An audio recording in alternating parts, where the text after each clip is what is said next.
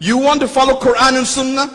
You want to follow Quran and Sunnah? The best way of following Quran and Sunnah is to follow Imam Abu Hanifa, Imam Malik, Imam Shafi'i, Imam Ahmad ibn Hanbal. This is the way to follow Quran and Sunnah. Anyone who tries to follow Quran and Sunnah directly in their own will be misguided and will misguide others. And there is no barakah in what they do. I travel to so many countries. I travel to so many different countries. I visit different communities. I was away the past week since Eid within Canada. Even in Canada and in other countries, the same complaints I receive. This particular group, members of the Salafi group, causing fitna, disunity, problems, conflicts in masjids. I go to the Caribbean, some of the imams, almost tears in their eyes, elder imams, their entire life devoted to Islam. They say these young brothers, they come and they disrespect them. They have no respect for people who taught them their religion, who taught them to read Quran, who taught them to pray when they were young. They grew up, some of them go and study at Islamic University in Medina, and then they come back and they start condemning everything, criticizing everything, and causing hatred and disunity in our community. This is not the way of the Prophet sallallahu alaihi wasallam. Assalamu alaikum wa rahmatullahi wa barakatuh. Bismillah walhamdulillahi wassalatu wassalamu ala rasulillahi wa ala alihi wa ashabihi wa man tabi'ahum bi ihsanin ila yawmiddin amma ba'd. This is among the specious arguments used by those who are misguided and refuse to accept the truth in an attempt to confuse people and obscure the truth so that people do not understand it. You know, the right thing to focus on is whether the young guys he's talking about are right about what they say or not. And if not, again, the right thing to do is to point out why they are wrong with evidence, from the Quran, the Hadith, and statements of the Imams, and show how they contradict the correct evidence. But if you are not able to provide evidence and the young guy's presentation is supported by the correct evidence from the Quran, Hadith, and statements of the Imams, then it is not right to simply say that this is what their teachers are upon. You know, that's not evidence at all. What their teachers are upon is no evidence. Apart from the prophets and messengers, any other person can make mistakes sometimes and get it right sometimes. Don't you see that the Imams he has mentioned differ in their opinions on numerous occasions? That indicates that one does not simply have to rely upon what they say, but rather we need to look at their evidence and choose the one we understand to be the strongest or more correct in terms of the Quran and Hadith. So we are choosing from among the evidence of the schools based on strength, rather than preferring one school over another. All of them are our Imams, striving to guide all of us by the Quran and the Sunnah. So those considered as dividers are rather the uniters. In fact, before this da'wah that combines the schools based on evidence, like we just explained, the Muslims were so disunited to the extent that separate congregational prayers were conducted in the haram based on madhab. Can you imagine that? The Hanafis can pray and leave, and then come the Malikis, pray and leave, then the Shafi'is, then the Hanbalis in the haram. That's one place. The Muslims could not pray all together. In fact, it was so serious that even the question whether it is allowed for a Shafi'i to marry from the Hanafi was being considered and studied. Subhanallah. So it was then that scholars like Ibn Taymiyyah rahimahullah and others came to teach the Ummah that all those kind of differences are matters of Jahiliyyah, backwardness and darkness in the religion of Allah subhanahu wa ta'ala. Being Maliki, Shafi'i, Hanafi or Hanbali doesn't make us different. All the Imams were upon the Quran and the Sunnah, and none of them was infallible. And so their teachings and opinions are assessed according to the Quran and the Sunnah.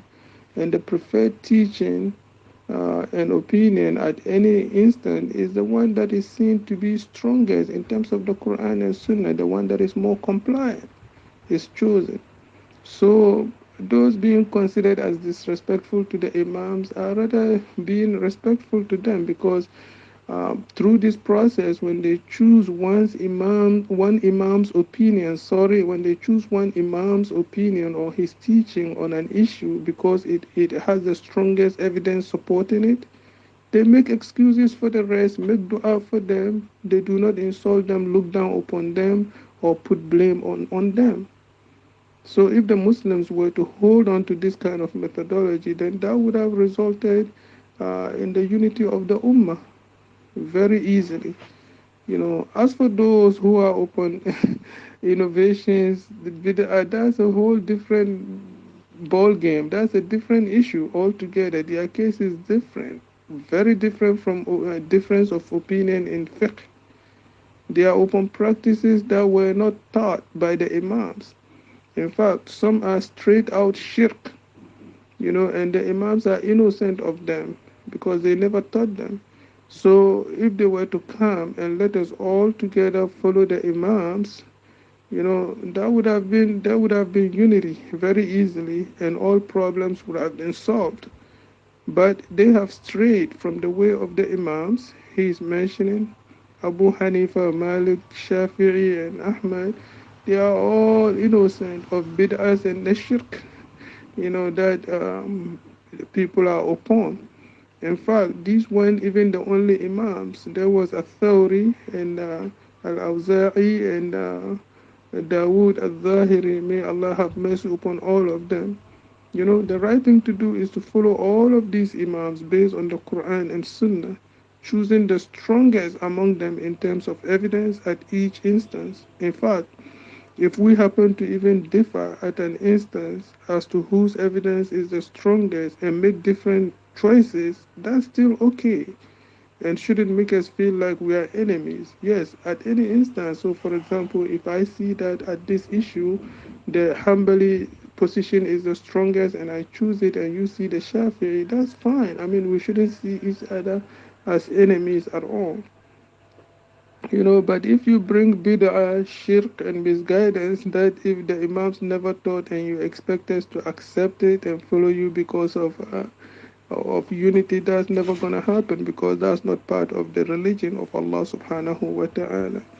So the one who studies and understands that these are not part of the deen and come to teach and enlighten the people has not come to cause fitna in the community, even if their teachers are not upon what they are teaching. I mean, if their teachers are not upon the right and they do not follow it, that should not be seen as being disrespectful.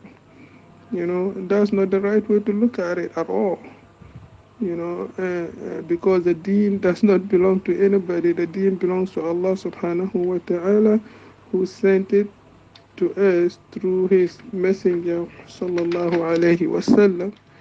You see, but having said all that, one important thing we need to point out is that about the methodology of the caller himself. The caller must be very, very mindful in his presentation and his methodology. He must be polite, respectful in conduct and speech, in the way that he deals with the people. He must make the people understand that he's after their welfare. He wants to guide them onto the straight path of Allah subhanahu wa ta'ala, which is the way of their success in this life and in the hereafter.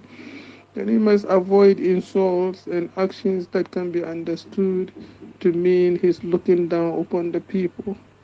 And actually, no matter how nice the caller is in his methodology, he's still going to have problems, because there are those upon misguidance who hate to be made aware of their misguidance and will stop at nothing to make the caller's life difficult.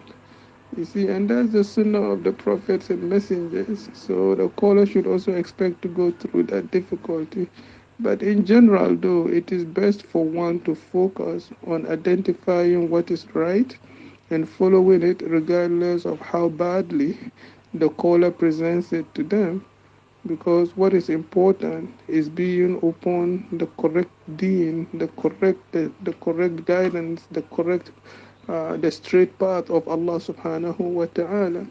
We ask Allah to make that easy for us. May Allah unite our ummah for us and unite us upon the, the correct guidance, because unity upon misguidance is no unity at all. That's not going to lead us to success. May Allah subhanahu wa ta'ala make it easy for all of us. سبحانك اللهم وبحمدك نشهد أن لا إله إلا أنت نستغفرك ونتوب إليك. اللهم صل وسلم وبارك على نبينا محمد وعلى آله وصحبه أجمعين والحمد لله رب العالمين.